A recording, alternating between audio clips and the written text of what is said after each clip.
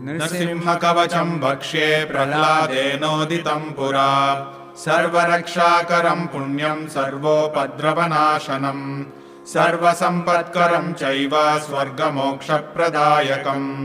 ध्यात्वा नृसिंहम् देवेशम् हेमसिंहासनस्थितम् विवृतास्यम् त्रिनयनम् शरदिन्दुसमप्रभम् लक्ष्म्यालिङ्गितवामाङ्गम् विभूतिभिरुपाश्रितम् चतुर्भुजम् कोमलाङ्गम् स्वर्णकुण्डलशोभितम् श्रिया सुशोभितोरस्कम् रत्नकेयूरमुद्रितम्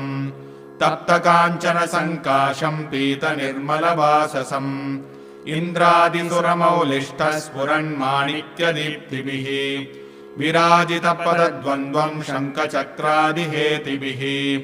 गरुत्मता च विनयात् स्तूयमानम् मुदान्वितम्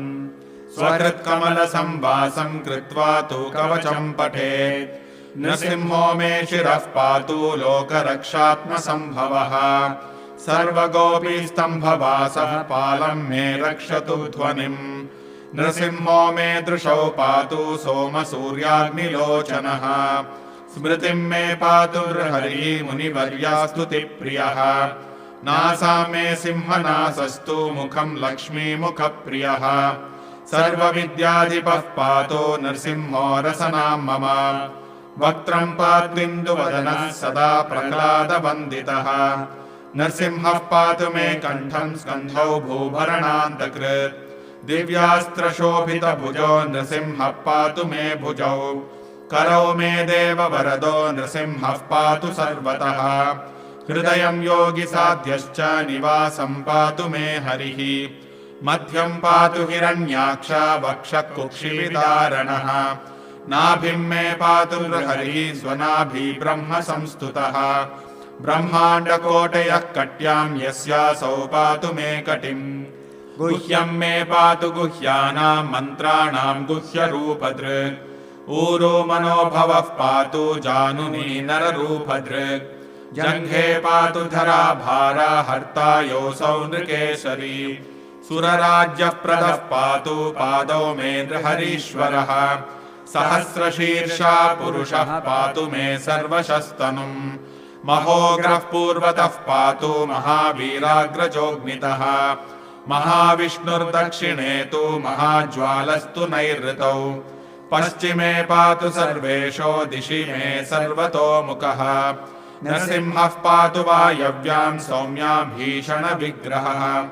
ईशान्याम् पातु भद्रो मे सर्वमङ्गलदायकः संसारभयतः पातु मृत्योर्मृत्युर्नृकेशरी इदम् नृसिंहकवचम् प्रह्लादमुखमण्डितम् भक्तिमान् यः पठेत् नित्यम् सर्वपापैः प्रमुच्यते पुत्रवान् धनवान् लोके दीर्घायुरुपजायते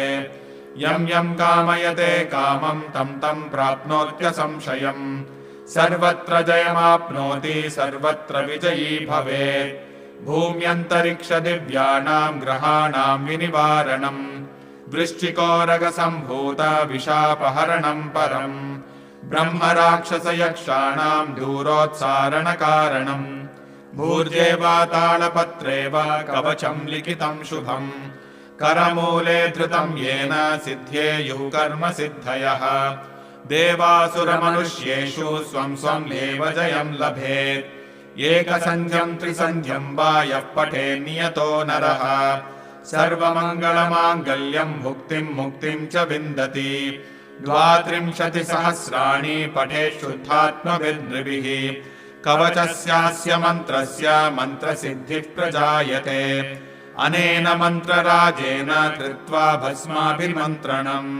तिलकम् बिभ्र्याद्यस्तु तस्य ग्रहभयम् हरेत् त्रिवारम् जपमानस्तु दत्तम् भार्याभिमन्त्र्य च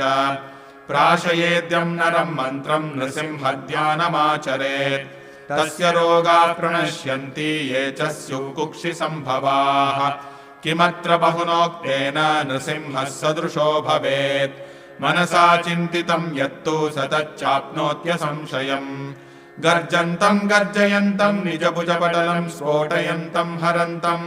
दीप्यन्तम् दापयन्तम् दिवि भुवि दिशम् क्षेपयन्तम् क्षिपन्तम्